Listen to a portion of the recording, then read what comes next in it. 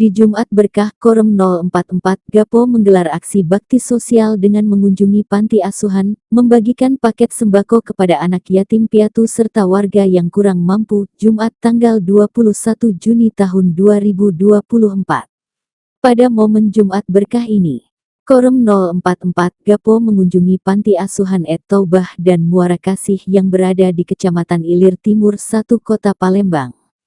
Melalui rilisnya, Kapenrem 044, Gapo Mayor Infanteri Jauhari mengungkapkan, kegiatan bakti sosial ini digelar dalam rangkaian memperingati hari ulang tahun Korem 044 Gapo yang ke-43.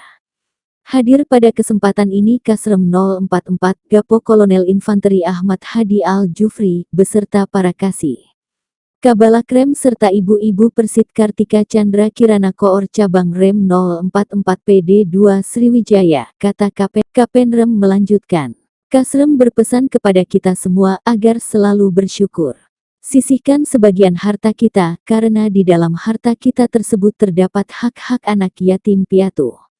Jangan dilihat dari bentuk dan nilainya, tetapi inilah bentuk perhatian Korem 044 Gapo terhadap sesama.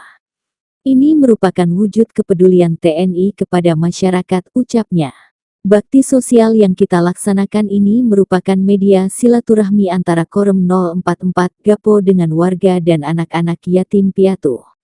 Meningkatkan rasa persaudaraan antar sesama, TNI selalu berada di tengah-tengah rakyat, tambahnya. Semoga kegiatan yang kita gelar hari ini dapat bermanfaat dan menjadikan motivasi kepada kita semua untuk selalu berbagi kepada anak yatim piatu serta warga sekitar yang membutuhkan. Pungkas.